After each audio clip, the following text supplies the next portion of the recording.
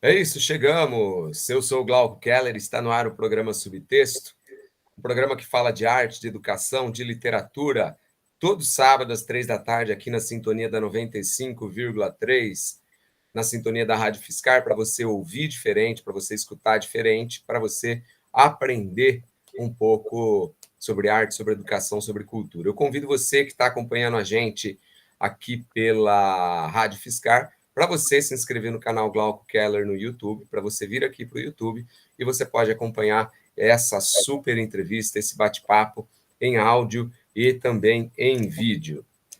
O convidado de hoje já tem uma história muito bonita na literatura nacional. Eu estou falando do Eduardo Lacerda, ele é o criador e o editor da editora Patuá, que é uma editora, entre aspas, recente, entre aspas também, eu vou perguntar isso para ele, independente, mas que já trouxe para a literatura, para a nova literatura nacional, escritores de grande relevância, poetas de grande relevância.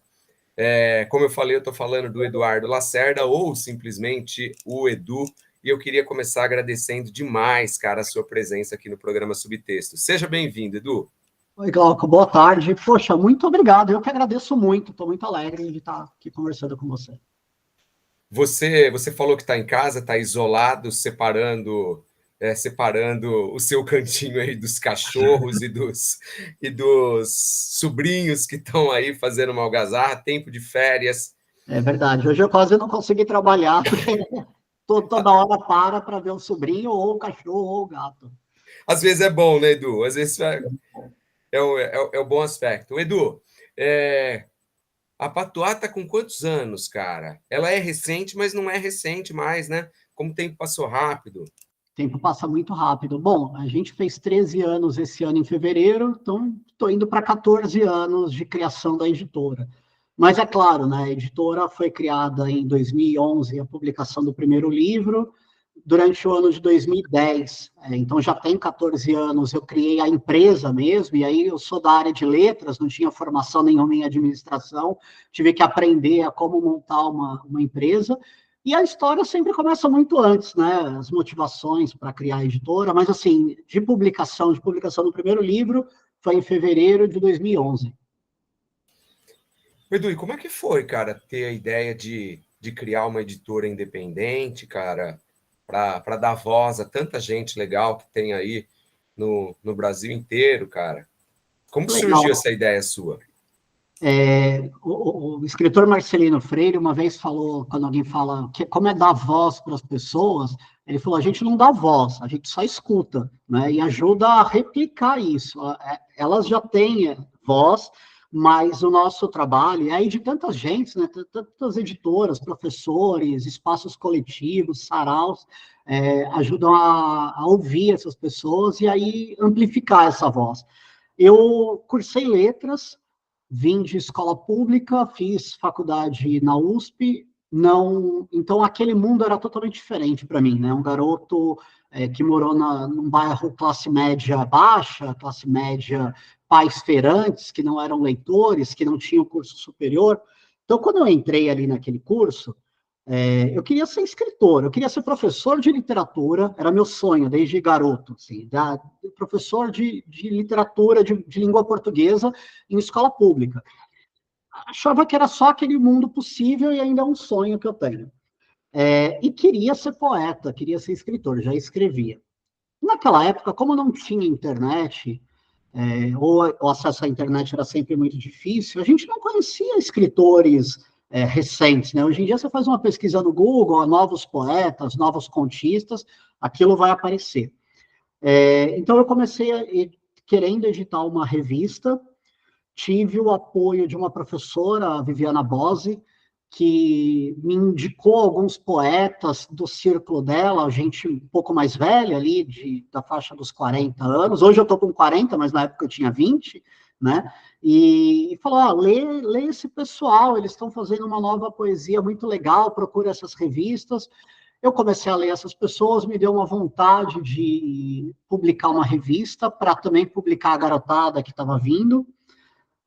Fui conversar com o diretor da faculdade, e aí o diretor falou, olha, dinheiro a gente não tem, mas eu posso te dar a gráfica aqui da Faculdade de Filosofia, Letras e Ciências Humanas para você imprimir o primeiro número da tua revista. E aí eu comecei a fazer, isso foi em 2001, né? Passei 10 anos trabalhando com literatura, saraus, fazendo revista, jornal, fanzine, eventos, bate-papos, tudo que você pensar dentro da área da literatura, mas queria ter uma editora. E aí um dia eu estava trabalhando na Secretaria de Cultura, o marido da minha chefe falou assim, Edu, eu trabalho lá na Editora Edra, a Editora Edra comprou uma máquina que vai imprimir a partir de 50 exemplares, assim, uma coisa pequena, porque até então, para você fazer a impressão de um livro, até mais ou menos ali 2010, você precisava fazer a tiragem de 500 exemplares, 1.000 exemplares. E aí a tecnologia mudou isso daí, permitindo as editoras fazerem 50, 20, 30, 12 exemplares, 5. Hoje em dia a gente faz a partir de 1, 2, né? E aí eu falei, poxa, eu que quero ter uma editora, vou começar. Então, em 2010, eu fui atrás de entender como era montar uma empresa, atrás de Sebrae, como tira a CNPJ, tudo isso. Em 2011, publiquei o primeiro livro, com alguns objetivos que eu acho que a gente cumpriu bem. O primeiro deles era ser uma editora para publicar jovens autores e autoras de todo o país. O segundo, publicar mais ou menos o mesmo número de homens e mulheres, e a gente conseguiu. Hoje a gente tem até mais mulheres publicadas, muitas delas premiadas, Jabuti, Prêmio São Paulo. Nunca cobrado os escritores pela publicação. Isso me deu uma liberdade muito grande de fazer uma curadoria daquilo que vai ser publicado. Eu não quero dizer que é melhor ou pior, mas como a parte financeira não é o que move a editora, apesar da gente precisar fazer a venda, etc., é possível escolher quem vai ser publicado apenas pelo que foi escrito e a gente acha mais legal de ser publicado. Hoje a gente ainda publica muitos autores e autoras estreantes de todo o Brasil, mas acabou publicando gente mais reconhecida, né? Então, o Martinho da Vila, que é um músico super famoso, publicou com a gente. O Marco Lucchesi, que é presidente da Academia Brasileira de Letras, agora ele não é mais presidente, mas passou 2 mandatos lá, e é presidente da Biblioteca Nacional. E no meio de tudo isso, a gente tem desde autoras e autores de 14, 15 anos até 95 anos publicados. Esse é o programa Subtexto, eu sou o Glauco Keller e aqui na sintonia da rádio Fiscar em 95,3 FM, eu recebo hoje o criador e editor da editora Patois, Eduardo Lacerda, que conta um pouquinho da sua história dentro das letras, do seu sonho de ter uma editora e de como a Patois surgiu e o que é a Patois hoje. O Edu, você ainda se considera um editor independente, cara? Embora a Patois hoje tenha reconhecimento nacional, cara, e todos esses prêmios e alguns escritores renomados que você falou? Olha, eu fui um dos militantes das editoras independentes ali no início, né? E esse termo é sempre muito nebuloso, independente em relação ao que ou a quem, né? Eu acho que tem alguns eixos aí para a gente pensar. O que é uma editora que não é independente? É uma editora que tem um patrocínio ou um compromisso em dar lucro aos seus acionistas. Então, às vezes, um banco vai e patrocina não, patrocínio seria algo gratuito, mas um banco faz um investimento numa editora e espera que essa editora vai dar lucro, tá? Então, essa editora, apesar de poder publicar livros muito bons, ela também precisa dar esse retorno para os acionistas, para as pessoas que colocaram dinheiro aí. Nesse sentido, eu ainda sou independente, porque eu não tenho nenhum banco e nenhum acionista precisando que eu mostre o faturamento do semestre, do ano, para pagar os royalties, as ações dessas pessoas, né? Por outro, quando eu montei a editora, eu trabalhava sozinho. Claro, tinha uma ou 2 pessoas que faziam capa, diagramação, revisão, mas eram trabalhos freela, né? Então, qualquer profissional que você contrata, apesar de não ser qualquer profissional, serem pessoas que estão comigo há muito tempo, mas assim, eu era sozinho. E essa pessoa, esse freela, ele só ia ter o trabalho se eu trabalhasse e ganhasse com isso, né? Hoje eu tenho 10 funcionários na editora. Eu tenho uma liberdade criativa ainda muito grande, né? Mas eu não posso chegar no final do mês e falar para essas pessoas: ah, eu só publiquei poeta doido, punk, que vendeu 5 exemplares e a editora deu prejuízo e por isso eu não posso mais pagar o teu salário. Então, eu tenho uma independência criativa muito grande, e nesse sentido a editora ainda é independente. E, ao mesmo tempo, muita gente depende do nosso trabalho. E que se eu não tiver um controle do que é além de literário, da empresa mesmo, né, isso dá um retorno, eu não consigo honrar os compromissos com essas pessoas. E são pessoas que não é que elas não estão nem aí para si, eu publiquei poesia e poesia vende pouco. É o trabalho a gente tem que remunerar, não tem como falar, se dizer uma pessoa de esquerda e não remunerar o trabalho das pessoas, né? Então, para mim, é muito importante ter esses dois lados. Ser um bom gestor do que é a empresa e ser um bom editor independente, que o meu compromisso ainda é com a literatura. Mas esse é um grande desafio. Como, tendo um compromisso com a boa literatura, você faz isso dar certo e recupera o que você gastou e paga todos os profissionais envolvidos e não deixa de honrar nenhum compromisso. Então, eu gosto de acreditar que eu ainda sou independente, mas menos independente do que o Eduardo de 10 anos, né, que fechava contrato no fio do bigode no bar com os amigos e com os poetas. Hoje não é, né? Infelizmente por um lado, felizmente por outro. Edu, quantos escritores e escritoras a Patuá publicou nesse período, cara? Então, eu fui perdendo as contas, eu acho que está entre 2.500 a 3.000 pessoas que a gente publicou.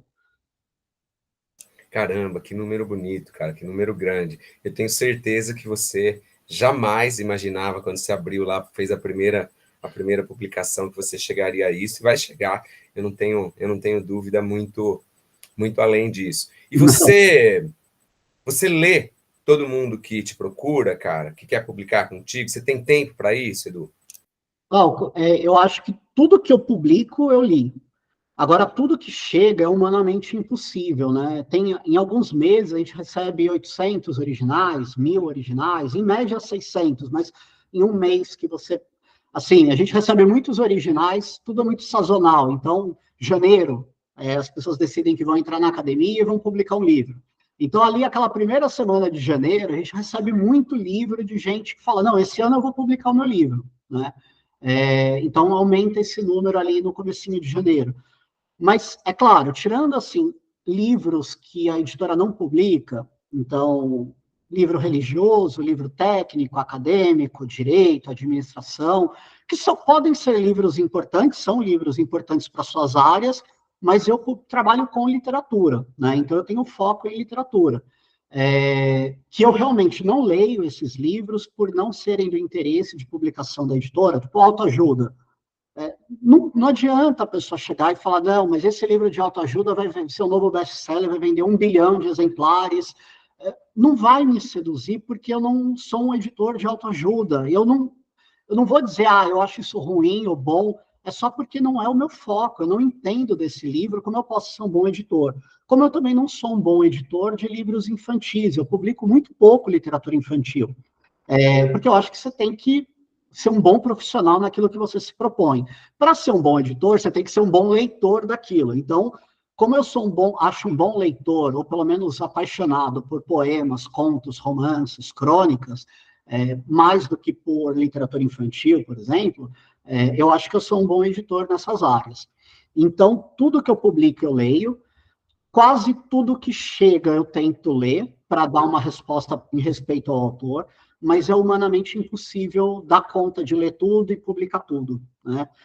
E não sobra mais tempo para ler o que não é publicado pela Patuá, o que é publicado pela editora Patuá. Então, eu até estava conversando com a minha esposa hoje e falando, poxa, eu vou em todos os lançamentos que eu posso para dar um apoio para o escritor de outras editoras, né? Então, sei lá, tem um escritor de uma outra editora, está lançando o livro, Edu, vem no meu lançamento, eu compro o livro.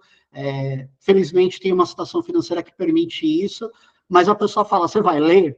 Aí eu, às vezes, falo, poxa, não sei se eu vou ler, né? A minha forma de te apoiar ainda é comprando o livro, porque se eu ler o teu livro, eu deixo de ler um que eu preciso publicar na Patuá. Então, eu tenho esses compromissos, assim, eu preciso publicar esses livros, para isso eu preciso fazer a leitura deles.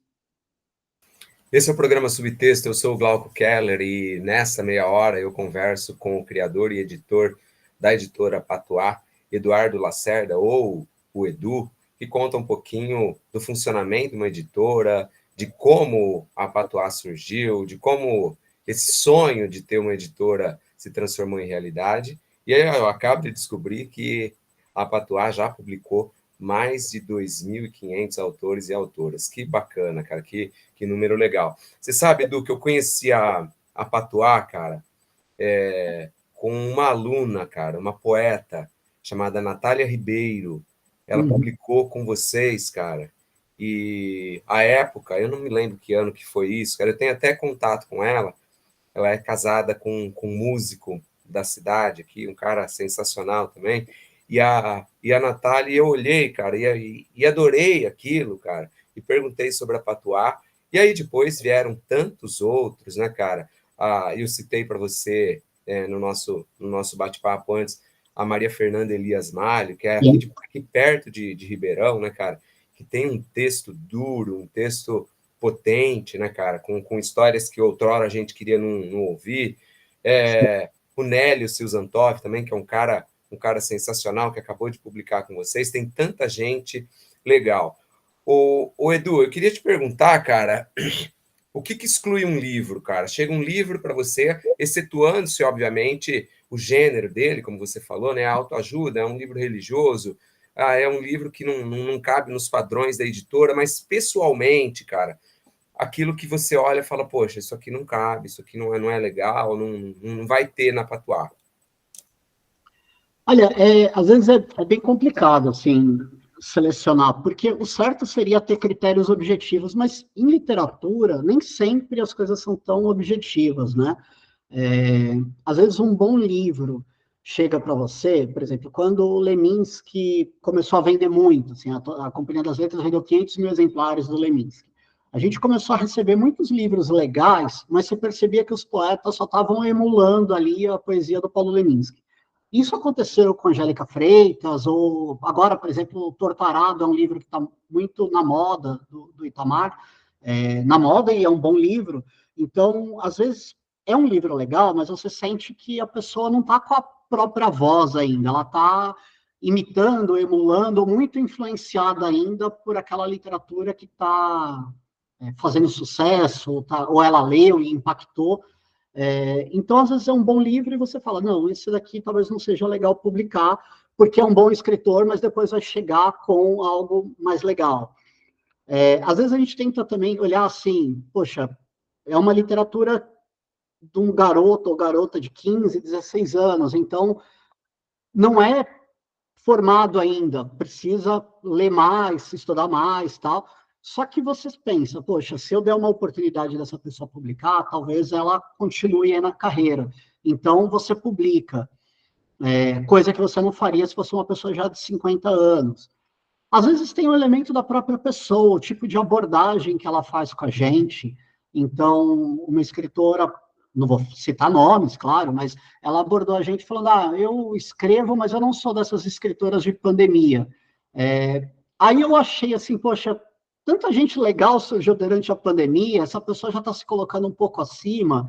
Claro, o livro dela pode ser bom, mas eu preciso ter uma empatia também pela abordagem dessa pessoa que me procura, né? E às vezes só acontece de você receber o livro, não dá conta de ler. Então, por exemplo, o Nélio já acho que me procurou em outros momentos, eu acompanho a carreira dele, nunca tinha dado certo publicar, publicou por outras ótimas editoras, e agora deu certo lançar pela Patuá.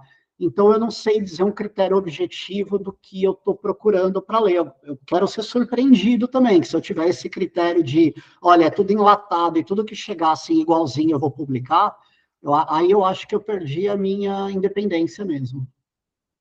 Viva a subjetividade, né, Edu? Sim. Nessa correria toda, cara, dá tempo de você escrever?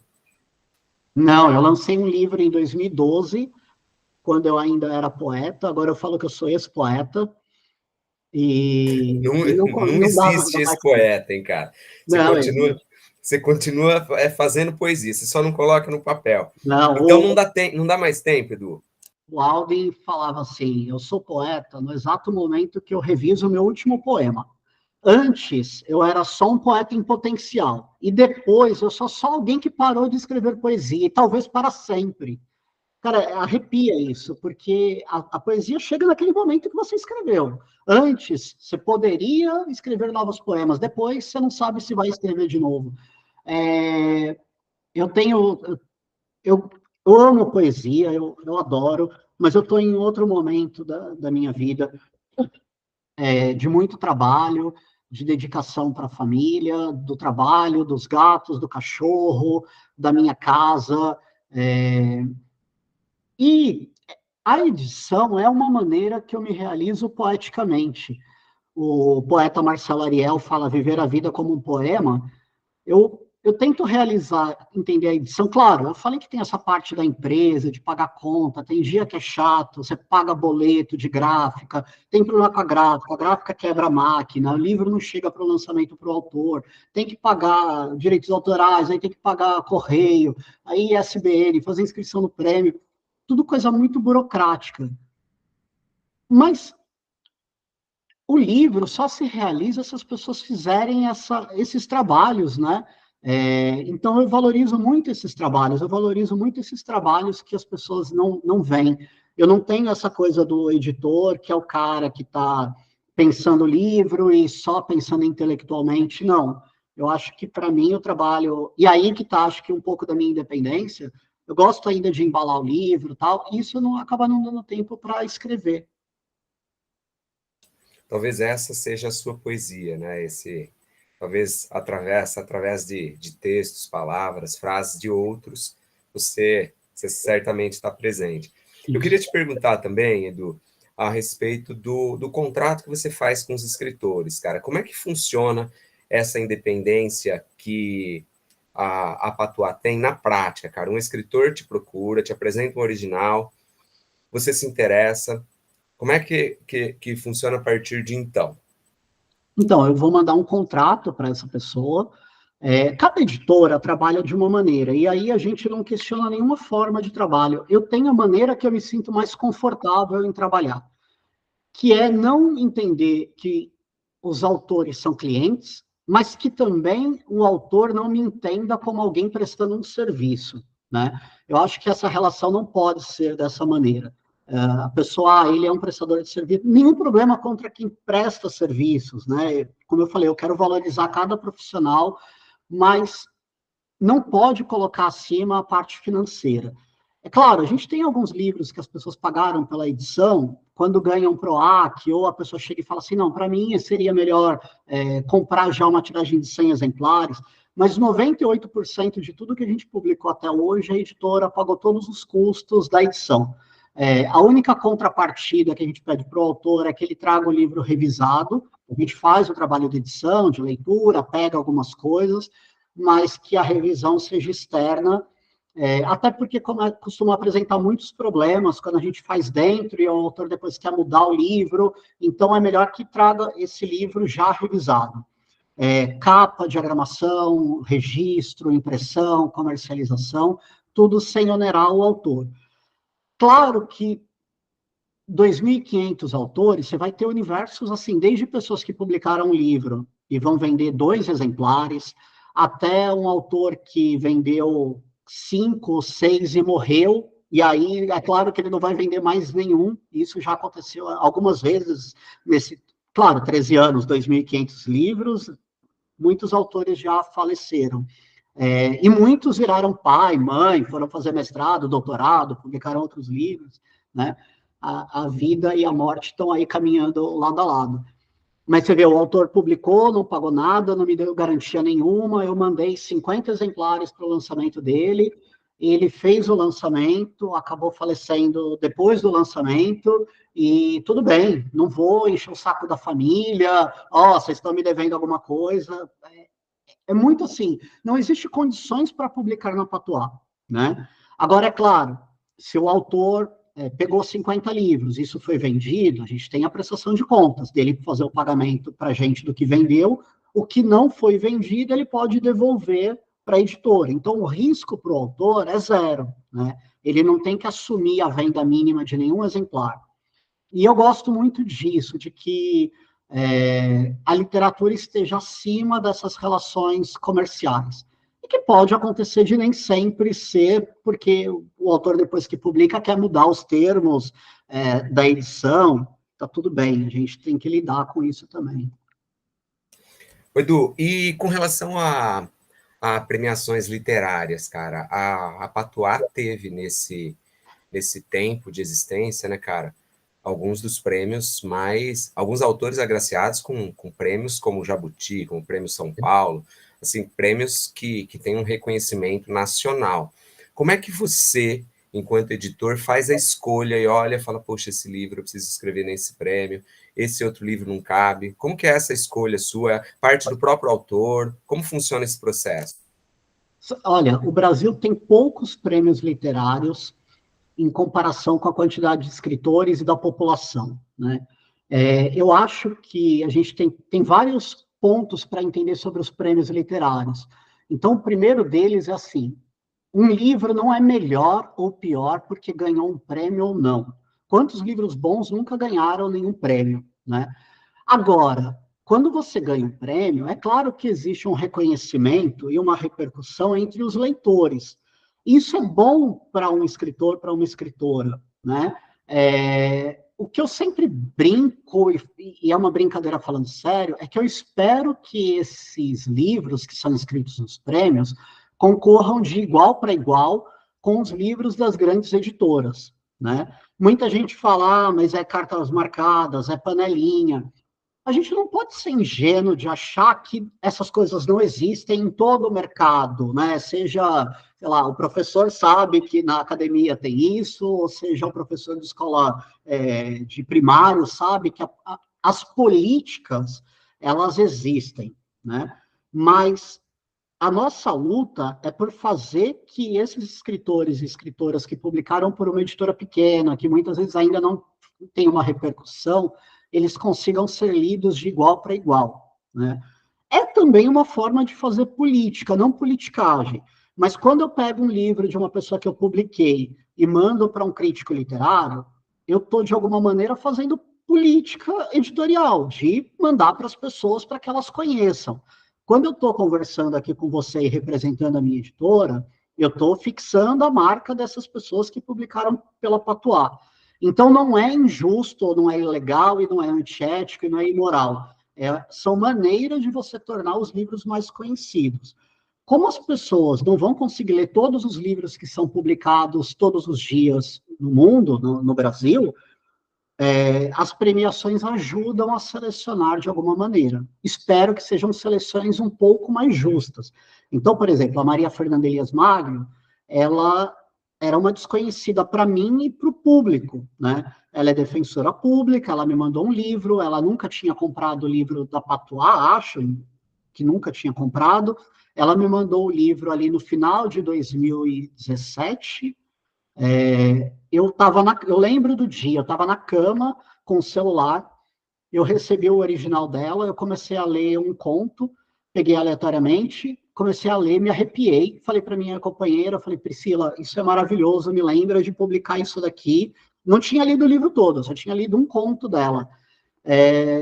No dia seguinte eu esqueci, porque vem boleto, vem as contas, vem coisa para fazer, não sei o quê. Acho que passou uma semana, eu lembrei do livro dela, mandei o contrato, ela publicou. Uma autora que vendeu bem porque tem uma família grande, porque a gente fala, o primeiro público de todo escritor e toda escritora vai ser os amigos, a família, né? Não pode achar que, sei lá, alguém que não te conhece vai ficar sabendo do teu lançamento e vai aparecer no lançamento. É muito raro isso acontecer. A gente não pode ter essa ilusão. Ou achar que a Folha de São Paulo vai descobrir o teu livro e vai dar matéria de capa ali. Isso não acontece, né? Ou se acontece, é muito raro. Muito, muito mesmo. Então, a gente ficou um ano trabalhando o livro dela, ela concorreu ao Prêmio Jabuti, Foi o primeiro ano do Prêmio Jabuti, depois de muitos anos, que eles eliminaram segundos e terceiros lugares. A Patois já tinha ganhado o Jabuti, mas em terceiro lugar, em contos e poesia. A gente achava que tinha chance pelo livro ser muito bom, mas tendo que escolher só o primeiro lugar, você sabe que você está concorrendo com pessoas mais conhecidas, né? Você tinha ali na final do prêmio a Maria Valéria Rezende, que é uma mulher incrível, uma escritora maravilhosa. E no fim ela ganhou, né? Os jurados adoraram, ninguém conhecia a Maria Fernanda, então não houve política ali, né? Foi só o livro que falou por ele mesmo. Então eu acho que, assim, primeiro a gente deve lutar nesse país por mais prêmios, por mais dinheiro e mais reconhecimento para as pessoas. Segundo, ou primeiro, que todo prêmio seja isento, que todo prêmio as pessoas sejam lidas com a mesma igualdade que são lidos os livros de grandes editoras, né?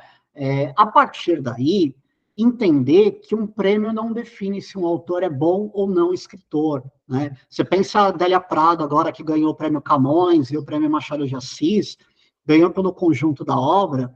Poxa, é uma autora que sim, ela é conhecida, mas quantos anos ela passou sem publicar, sem estar finalista de prêmios, sem ganhar prêmios, e um dia ela é reconhecida, né?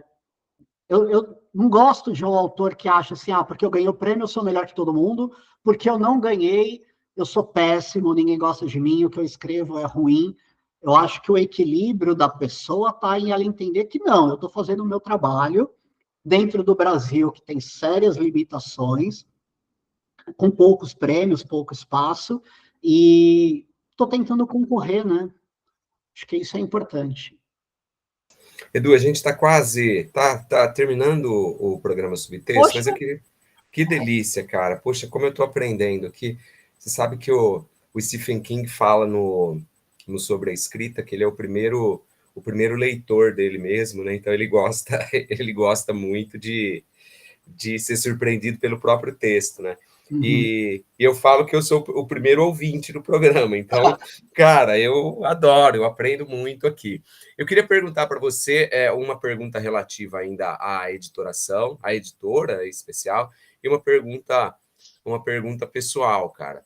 Eu vou Uhum. começar pela pergunta relativa à editora, cara. Ah, A maior dificuldade, cara, é distribuição, é selecionar esse monte de gente que está aparecendo para você agora, que você não esperava. Qual que é a maior dificuldade hoje para a editora Patois e para o Eduardo como editor? olha, eu respondo sempre essa pergunta e da mesma maneira. Eu acho muito insensível o editor que fala sobre suas dificuldades num país como o Brasil, que todo profissional passa muitas dificuldades. Existem dificuldades específicas, mas todas elas se relacionam a um país do descaso, uma sociedade do descaso. Eu lembro, para o Dia da Sociedade do Cansaço, a sociedade do descaso. Descaso com o enfermeiro, com a enfermeira, com o professor, com a pessoa que faz a limpeza.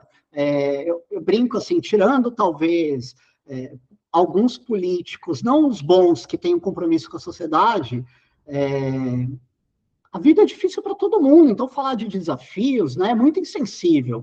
Eu não sou o cara que toma 3 horas de ônibus para chegar no trabalho. Eu sei dessa situação de privilégio. Então, sempre que eu falo dos meus desafios e dos meus problemas, eu sei que eles estão relacionados ao que é a sociedade brasileira. E o maior desafio para todo artista, e aí eu coloco as artes em geral, seja editor, escrita, mas teatro, cinema, música e tal, é a formação de público. Como num país que teve quase 400 anos de escravidão, como num país que, até os anos 60, metade da população, 50% da população, era analfabeta, até os anos 80, eu nasci em 82, 25% da população era analfabeta, e hoje, 10% da população ainda é analfabeta, sem contar um número imenso de analfabetos funcionais. Sem a gente contar e contando que boa parte das cidades brasileiras não tem livrarias, não tem bibliotecas públicas, não tem livros nas escolas, o salário dos professores é baixo. Como eu posso falar dos meus desafios? O desafio é encontrar leitores. É isso. Só que a minha missão, como editor e como cidadão, é trabalhar para melhorar essa situação. Eu não vou conseguir fazer isso sozinho, eu sou uma gotinha em todo esse oceano, mas o desafio para quem faz teatro é conseguir o público que vá ao teatro, que ame teatro. Quem faz cinema no Brasil é o desafio de conseguir que as pessoas assistam o filme brasileiro e não só o filme de Hollywood, que eu não tenho nada contra, que gosto, que assisto, mas que a gente consiga produzir as coisas no nosso país. Então, esses nossos desafios, eles estão muito relacionados com toda a sociedade, e eu tento ser muito sensível nisso, para pensar, não, o desafio que eu tenho de formar leitores é um desafio de melhorar esse país para todas as pessoas, e melhorar de todas as maneiras possíveis, tendo alimentação, tendo moradia. É claro, a minha área é a literatura, são os livros, mas eu tenho que estar solidário, eu tenho que ser parceiro nessas lutas. Eu tenho que, na possibilidade de falar alguma coisa numa rádio ou numa TV, falar, olha, isso é importante para o nosso país, isso é importante para a literatura. Se eu, como editor, só pensar nos meus lucros, se eu, como editor, só pensar nas minhas vendas, na minha distribuição, gente, vai continuar todo mundo chorando que não tem espaço. E não é isso que eu quero. Agora a pergunta pessoal, que eu fiquei curioso. Não, a pergunta pessoal você deu a deixa para mim na sua resposta agora. Que essa sensibilidade sua é muito legal e a gente percebe no livro, né? É curioso isso, né? Como isso é sutil, mas a gente acaba percebendo no texto, no livro, na frase, na sua editoração, na independência que você falou no começo do programa. Mas a pergunta pessoal é bem simples, cara. Ah, as artes, de maneira geral, elas são influenciadas pelo tempo e pelo espaço, né? O Uhum. artista ele é influenciado pelo tempo e pelo espaço que ele está inserido, e isso faz com que algumas artes tenham, num período ou em outro, mais relevância. A pintura, por exemplo, não tem a relevância que teve durante o período renascentista. Hoje, qual que é a sua segunda arte, pessoal? Cara, a primeira, evidentemente, é o texto literário, em especial a poesia. E a segunda, Edu? O que te faz seus olhos brilharem, cara? Que mexe com a sua sensibilidade? A música ainda é o que eu gosto. Eu tenho tentado, na música, fazer um pouco o que eu faço com a poesia, porque eu acho que a gente vive. Aí talvez seja uma coisa para falar em outro momento, com mais tempo. Mas eu acho que a gente vive um momento, você fala do tempo e do espaço, que tudo ficou muito segmentado e compartimentado, e infelizmente os poetas não vão ao teatro, o ator ou a atriz não lê poesia, não escutam um músico novo. Você entra numa faculdade, eu fiz letras, eu não sei se é assim todas, mas acho que sim. Você ainda vai ver a molecada lá ouvindo Gil, Caetano, Chico Buarque, Maria Bethânia, e que são maravilhosos. Eu sou apaixonado por Belchior, assim, é o meu músico preferido. Mas eu tenho tentado muito e encontrar outros artistas mais jovens, né? Minha sensibilidade para a música que eu tenho para a literatura, então eu não fiquei ali só no Drummond e na Hilda Hilst, que são autores que eu amo, ou do Garcia Marques, ou no Eric Nepomuceno, que eu consegui publicar, mas não, para mim a literatura é mergulho e eu tenho que conhecer o que é novo. Em música, eu fiquei muito condicionado, eu e acho que muita gente, eu vi ali uma placa do Bon Jovi, já queria comentar que eu adoro, então, sei lá, rock anos 80 e 90, música MPB dos anos 70 e 80, 60, 70 e 80, e como a gente não foi para depois, né? E eu quero ir, eu quero saber o que as pessoas estão fazendo agora, até para não gostar, até para falar, porra, não gostei disso, não me bateu no ouvido, mas eu tenho que conhecer, eu tenho que parar um pouquinho, tenho tentado, às vezes eu coloco o Spotify ali no aleatório de lançamentos, para saber o que está rolando, né? Ser surpreendido e conhecendo um pouquinho. Edu, obrigado, cara. Adorei, aprendi muito. E eu tenho certeza que os ouvintes do programa Subtexto também curtiram demais. Eu espero que tenha sido tão bom para você quanto foi para Foi mim. ótimo, foi ótimo. Muito obrigado, viu? Parabéns pelo trabalho. Pena que foi tão curto, tão rápido. O tempo corre mais que a gente, Edu. É isso. Esse foi mais um programa Subtexto. Eu sou o Glauco Keller e hoje passou por aqui o criador e editor da editora Patuá, contando um pouquinho da sua história, contando um pouquinho das letras, dos livros, das frases. Eu fico por aqui, mas eu volto sábado às 3 da tarde, aqui na sintonia da 95,3 FM, na sintonia da Rádio Fiscar. Eu espero você. Grande beijo, até lá, tchau, tchau.